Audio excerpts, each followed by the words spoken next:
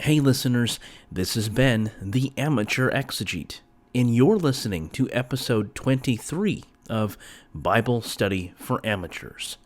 Today's episode is Hey Jude, verses 5 through 7.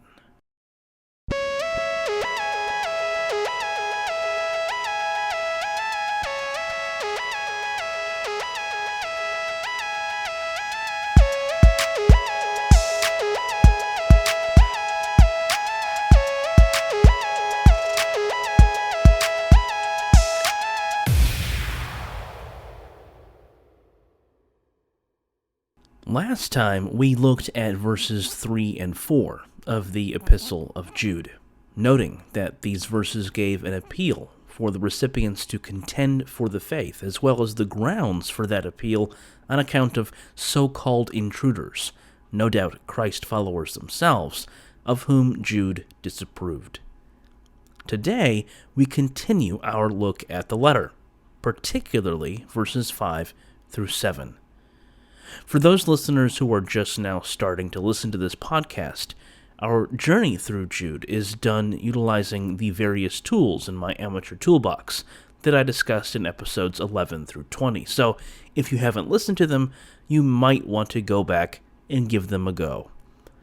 And if you haven't listened to episodes 21 and 22, then you've missed a discussion of the first 4 verses of the letter. Here's Jude verses 5 through 7 as they appear in the New Revised Standard Version. Now, I desire to remind you, though you are fully informed, that the Lord, who once for all saved a people out of the land of Egypt, afterward destroyed those who did not believe. And the angels who did not keep their own position, but left their proper dwelling, he has kept in eternal chains in deepest darkness for the judgment of the great day. Likewise, Sodom and Gomorrah and the surrounding cities, which, in the same manner as they, indulged in sexual immorality and pursued unnatural lust, serve as an example by undergoing a punishment of eternal fire. To illustrate his point that those who pervert the grace of God and deny our only Master and Lord, Jesus Christ, are designated for this condemnation, per verse 3, Jude gives his readers 3 examples. Phoebe Perkins, in the Fortress Commentary on the Bible, writes that these examples employ a schema in which those who have experienced God's salvation rebel and are destroyed. The first example from verse 5 is from the history of ancient Israel. If you went to kids' Sunday school growing up, then you're no doubt familiar with the stories of Israel complaining and rebelling following their escape from Egypt.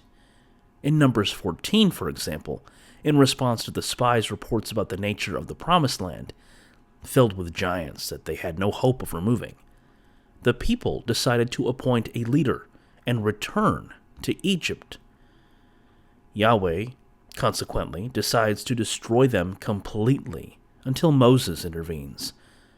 A compromise of sorts is reached, and Yahweh decides that only those born after they had left Egypt, those who had not directly witnessed Yahweh's miraculous intervention, would live to see the Promised Land. The rest would die off, never getting to see the land that was given to their ancestor Abraham. The second example, found in verse 6, is also from the past, but has no clear-cut reference in the Hebrew Bible.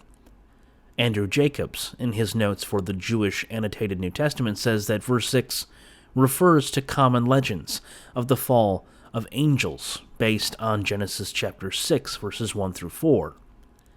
In that passage, we read that the sons of God mate with human women and produce a race of giants, the Nephilim. Richard Bauckham, in the HarperCollins Study Bible, observes that Genesis chapter 6, verses 1 through 4 is used by the author of 1 Enoch, chapter 6 through 19, as the basis for a mythic story of angelic lust and the origin of medicine and magic. This is also a story found in Jubilees, whose version of events, writes Matthew Goff in the Jewish Annotated Apocrypha, was influenced by the Watcher's myth found in 1st Enoch. This is not the only place in which 1st Enoch is used by Jude. In verse 14, 1st Enoch chapter 1 verse 9 is quoted directly. It is clear that Jude was influenced by these apocryphal tales and, in the words of Jacobs, used them to shape its understanding of the moral order of the universe. The third and final example, found in verse 7, draws upon the fate of Sodom and Gomorrah, two towns infamous for their sexual vices and the punishment that was rained down upon them from on high. In the story, found in Genesis chapter 19, God sends two angels to Sodom to rescue Lot and his family from certain destruction. When they arrive at Lot's home, men from Sodom surround the house and, per Genesis chapter 19 verse 5, request that Lot bring them out so that they can know them, a euphemism for sex and, in this case, rape. Lot, being the moral person that he is, tries to offer his daughters to the crowd instead, but the angels intervene before they are violated. After the angels warn Lot and his family, and they escape, verse 24 describes the horrific fate of the city and its inhabitants.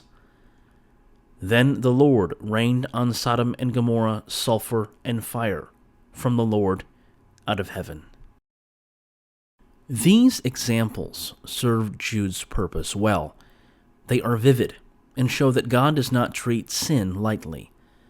By entertaining these intruders, Jude's audience, in the words of Christopher Rowland in the Oxford Bible Commentary, risked forfeiting their privilege, as did the angels and the people of the Exodus. They had a lot to lose. That's all the time we've got this week. See you next time, and remember, in the words of Richard Elliott Friedman, one does not need to deny what is troubling about the Bible in order to pay respect to what is heartening. Thanks for listening.